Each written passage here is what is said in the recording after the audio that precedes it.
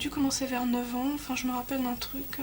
Je sais pas pourquoi ça m'a marqué, mais enfin, ça avait dû me paraître bizarre. Quoi. On était partis dans le bois, à côté de chez lui, et pour se promener, quoi, gentiment. Et bon, il me portait sur ses épaules, et tout à coup, il s'est mis à me caresser les jambes. Et moi, je pensais qu'il voulait m'embêter, mais enfin, je sais pas, il insistait tellement pour les caresser que ça a dû me marquer. Donc ça, c'est le premier souvenir que j'ai. Et après, je me rappelle que...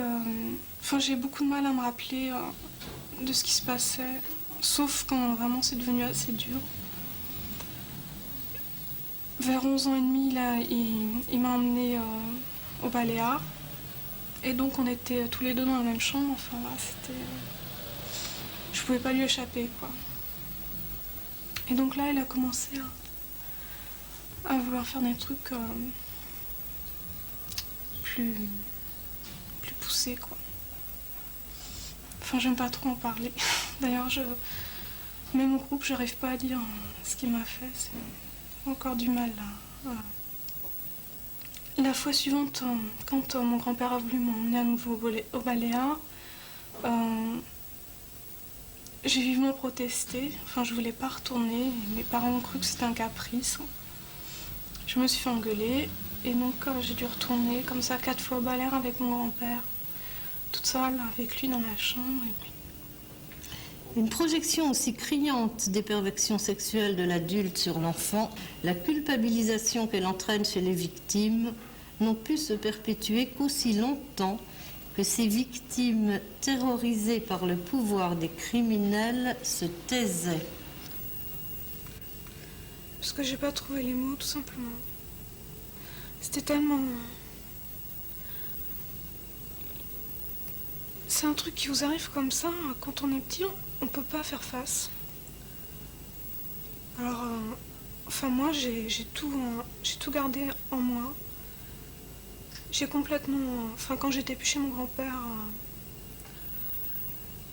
je faisais comme si rien ne s'était passé. Puis je crois que c'était la seule manière pour moi de supporter ça. Sinon...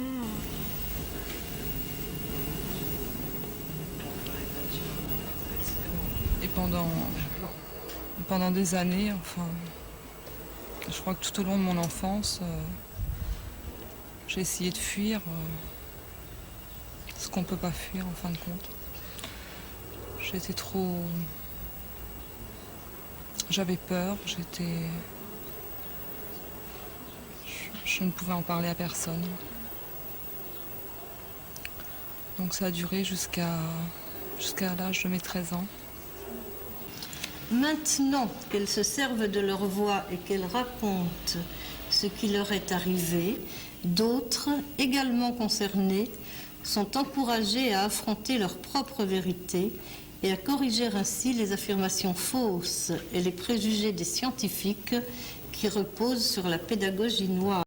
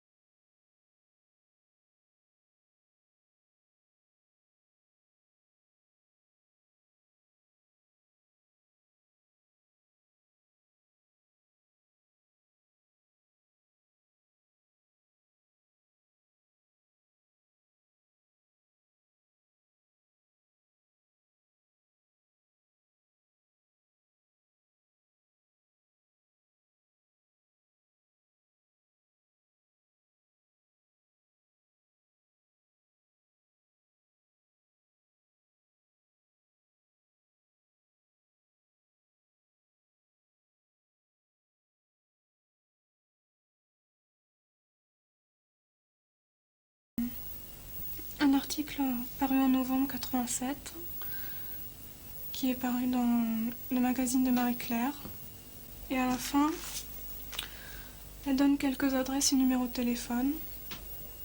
Et parmi ces numéros de téléphone, il y a celui de la permanence du collectif d'association contre le viol. Moi, j'ai appelé après l'article en sélection. J'ai rencontré Claudine, ça s'est très très bien passé. Et j'ai commencé à aller au groupe. Au début, c'était tous les 15 jours. Après, c'était toutes les semaines. Maintenant, on se voit tous les jours. Et moi, ça m'aide énormément parce que je pense vraiment que j'ai beaucoup de choses à faire pour essayer bon, que les petites filles parlent, mais j'aimerais en même temps sensibiliser les petits garçons. J'ai appelé beaucoup. Elle n'en a pas eu.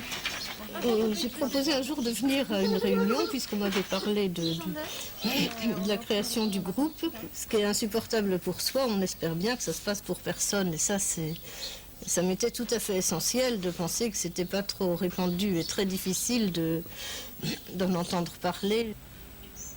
Enfin, c'était la première fois que je pouvais en parler à des gens qui me croyaient, surtout, qui m'écoutaient, qui me réconfortaient. J'en avais besoin. Je crois que c'est la première fois que je me suis sentie bien quand j'en ai.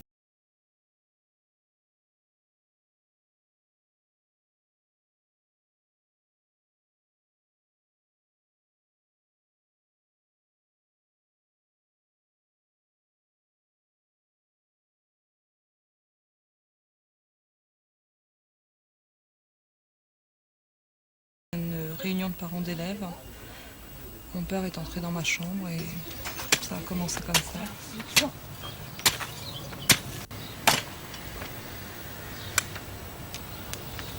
C'est vrai que plusieurs fois j'ai voulu acheter un pistolet et lui dire il n'a plus le droit de vivre après ce qu'il a fait. Mais l'année passée, quand je suis allée le voir, c'était moi qui criais plus fort que lui, c'était moi la plus forte.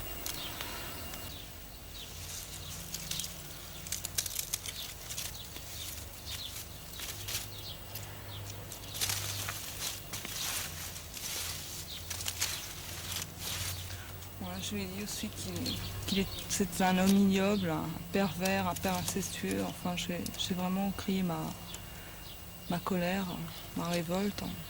Il n'avait plus une petite fille.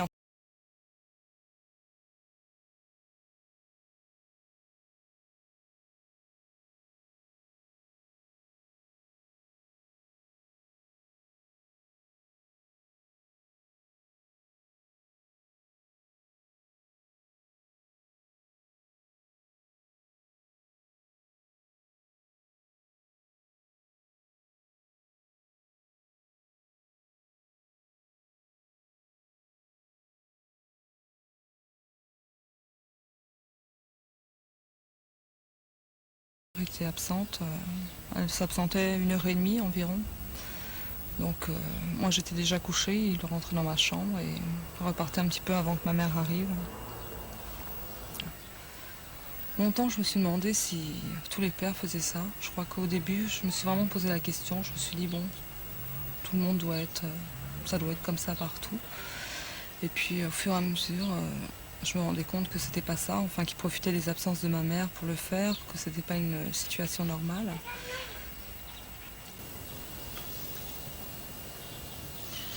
Oui, j'hésite presque à répondre tellement ça me paraît peu important de parler des mères. On en a toutes, elles ont rarement participé de ce que je trouve grave et inarrangeable. Quelquefois, il paraît qu'elles ont été complices. Je pense qu'aussi, d'une certaine façon, elles ne sont pas concernées, elles n'ont rien fait, elles. Et qu'on pourrait... Oui, il me semblerait important de les dénoncer, eux, sans passer par elles. Alors, je dois dire que ça fait le grand vide, vraiment, c'était difficile de le croire. Enfin, je ne voulais pas d'abord le croire. Bon, je croyais Monique, mais d'un autre côté, je me suis dit, c'est tellement monstrueux qu'un grand-père puisse...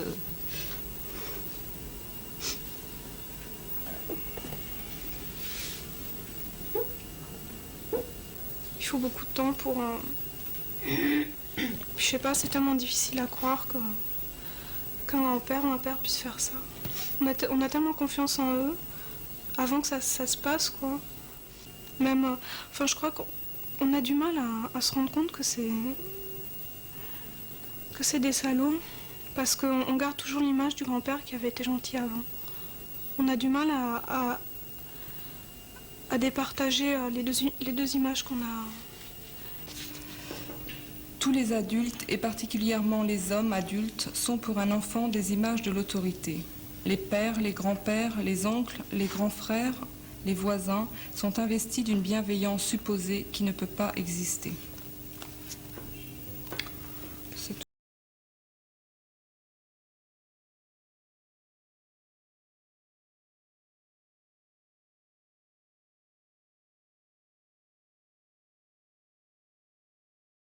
Enfin, c'était pas un jour exceptionnel. Je crois il est monté à cheval le matin. On est allé à la messe après. Il a fait travailler les petits garçons à je ne sais plus quoi. Je crois qu'ils sont allés à un concert l'après-midi. J'ai fait mes devoirs. On a dîné plus tôt. Bon, enfin... Et finalement, je ne sais pas à quoi ils ont passé leur soirée, mais il est venu et je ne parvenais plus déjà depuis plusieurs jours à bouger. Enfin, je me mettais juste en boule, exactement en boule, en étant absolument incapable d'un mouvement. Et 2 fois ça a marché. Enfin, il est reparti et là, il a dit, bon, si tu ne sais plus ce qui est bon pour toi, si tu ne sais plus ce que tu aimes, eh bien, je vais t'ouvrir avec un couteau. Bon, ça, si quelqu'un est là près de vous, sans doute,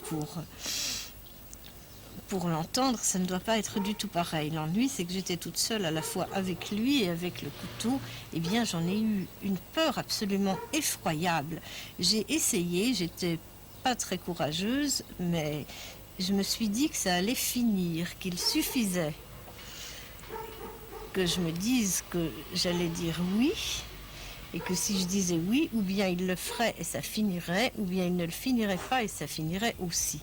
C'était facile à décider. Eh bien, je n'y suis jamais parvenue. J'ai essayé absolument avec tous les petits morceaux de courage que je suis parvenue à ramasser. Je n'ai absolument pas pu dire oui, et tellement j'ai eu peur du couteau.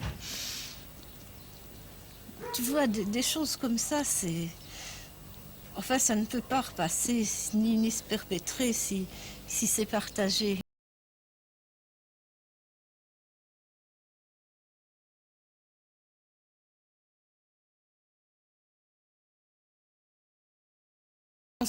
En ce qui concerne ce qui s'est passé entre nous deux, je lui disais toujours non mais écoute je veux pas, et surtout il faut pas toucher à Elisabeth, il faut pas toucher à Anne.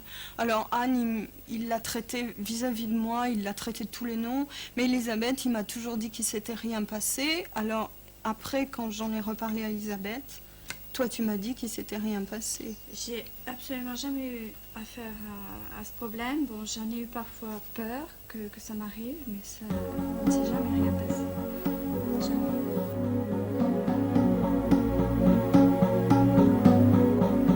Je l'ai su,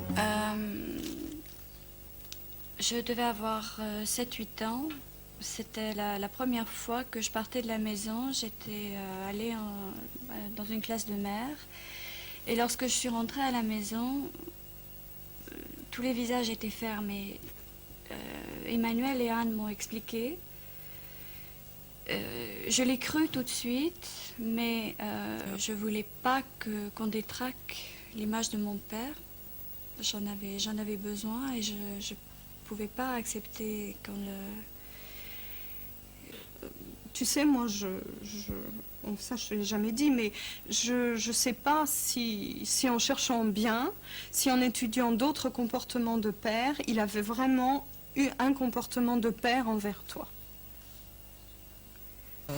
Mon père n'a jamais été, enfin, si on peut dire violent avec moi. Bon, dans les rapports, évidemment, c'était très violent, mais il ne m'a jamais tapé, il ne m'a jamais... Je me souviens à chaque fois, enfin je pleurais, je voulais pas de ces relations-là, je pleurais, et puis il me disait mais ne pleure pas, ça te fera du bien.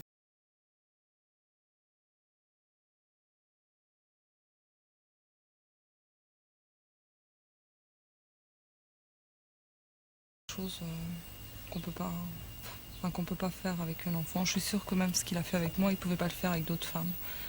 Enfin, J'étais vraiment un jouet pour lui. Il pouvait faire tout ce qu'il voulait. Son corps ne lui appartenait plus. Elle se sentait brisée en petits morceaux. Gentille petite fille, vilaine petite fille. Corps en vie, corps mort. Plaisir, douleur, haine, haine de soi.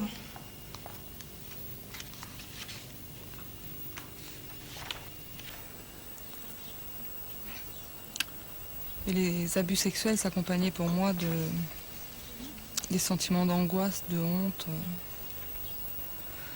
d'impuissance et de douleur physique aussi.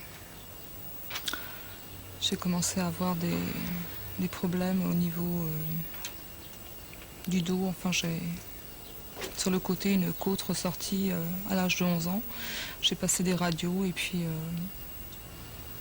enfin, on n'a rien trouvé. On a dit que c'était dû à la croissance. Problème qui malheureusement n'est pas simple à résoudre, parce que depuis le temps, il y a quand même tous tes muscles et tout ton schéma corporel qui s'est ancré dans cette mauvaise position. Et si les professionnels de la médecine étaient plus informés, bon, bah déjà ils pourraient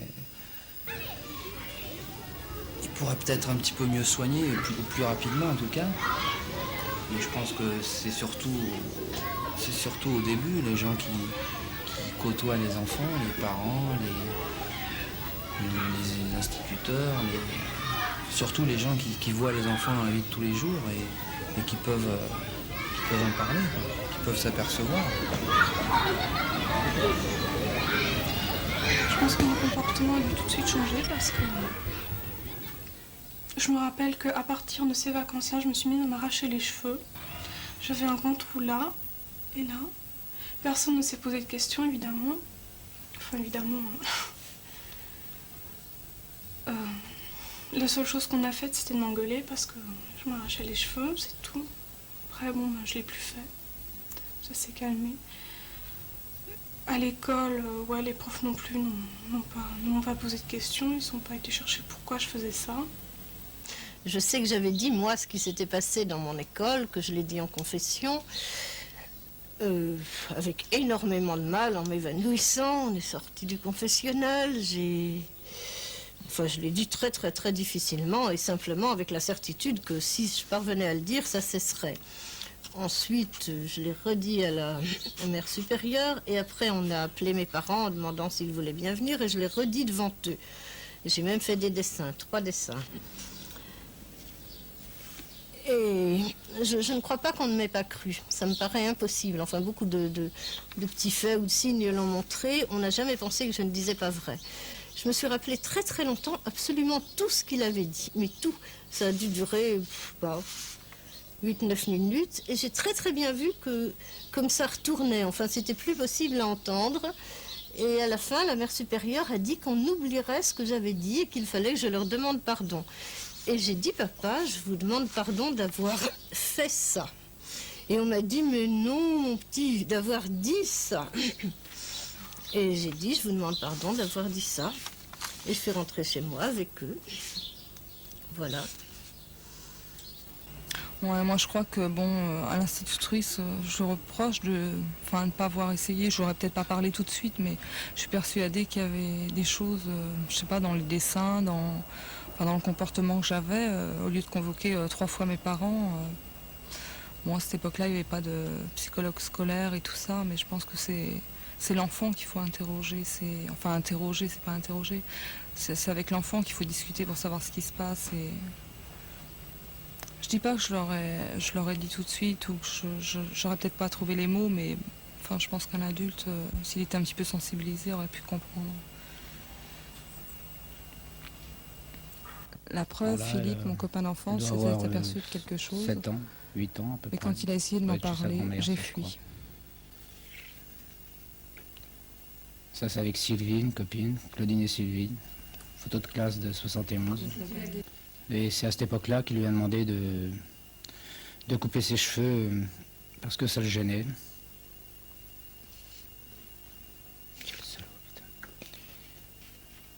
Je trouvais qu'il avait pas un comportement de père vis-à-vis de Claudine. Il était beaucoup plus attentif, beaucoup plus autour d'elle, beaucoup plus... il lui payait des petits cadeaux, des petits trucs, sans arrêt. Bon, de là, je me suis pas fait, bien sûr, des soupçons, pas là-dessus, quoi, mais bon, un jour, je lui ai dit qu'effectivement, il se passait quelque chose entre son père et elle. Un soir, après un repas, je crois qu'on était tous ensemble, il y avait tes parents, il y avait mes parents, il y avait peut-être aussi tes sœurs et mes frères, je crois. Et on est descendus avant les autres et tu m'as demandé, mais qu'est-ce qui se passe avec ton père? Et puis, j'ai répondu rien et à partir de ce jour-là, j'ai plus voulu te revoir. Parce que je sentais que tu allais douter de quelque chose. Et à cette époque-là, je pensais que je n'en parlerais jamais, enfin, que je devais vivre avec ça et que jamais je pourrais partager avec personne.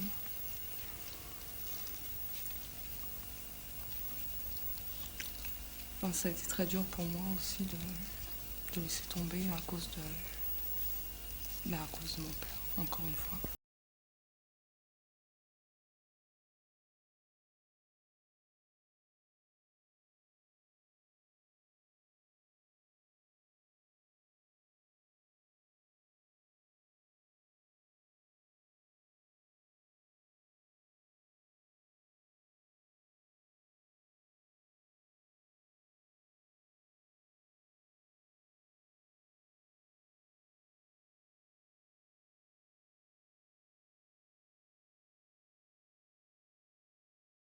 De toute façon, moi je me suis dit que je pourrais pas avoir un copain à qui je l'aurais pas dit.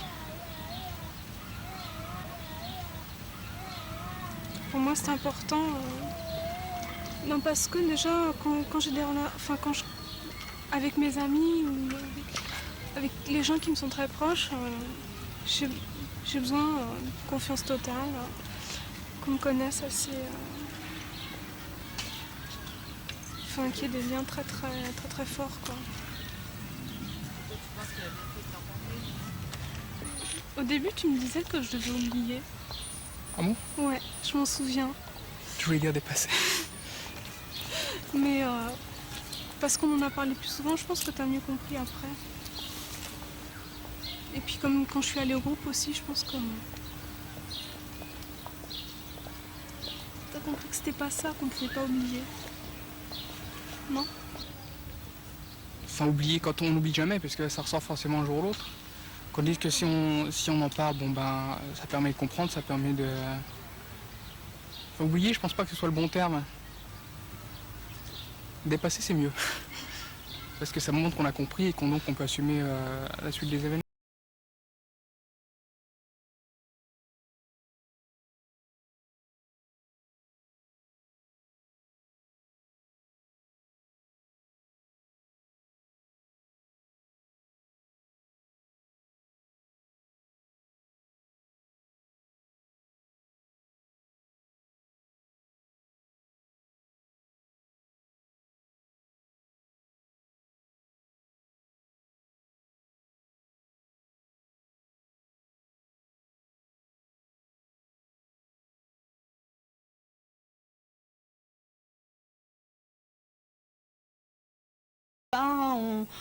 Bon, je pense que de toute façon, un homme le voit. Soit il choisit de l'ignorer et de penser que bon, bah, c'est peut-être comme ça partout.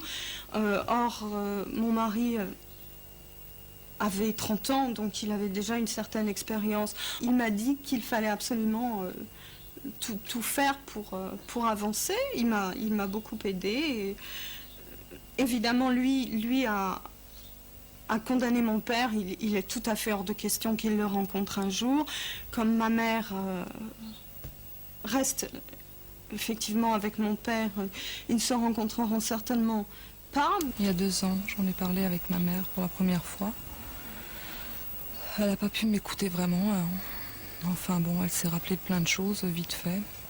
Il n'y a pas eu besoin de longues discussions, mais elle est sortie, elle m'a dit il faut oublier ça maintenant, tu as un petit garçon, pense-y.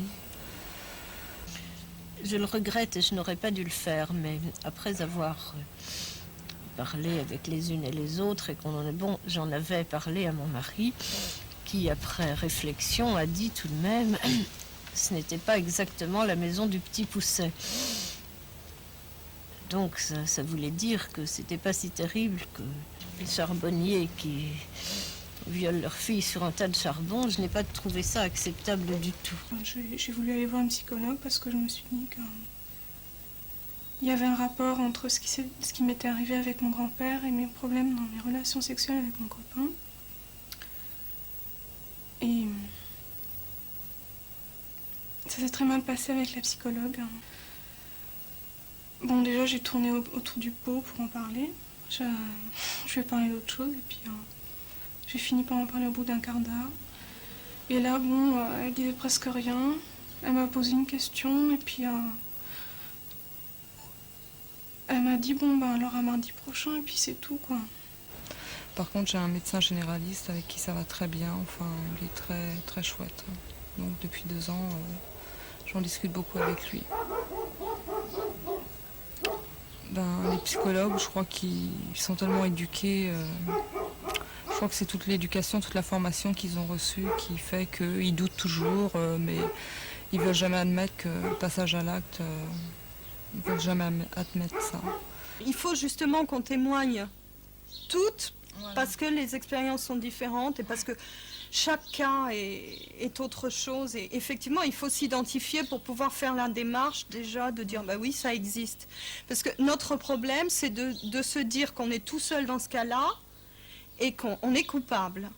Donc il faut arriver à franchir le pas, qu'on est plusieurs et qu'on n'est pas coupable.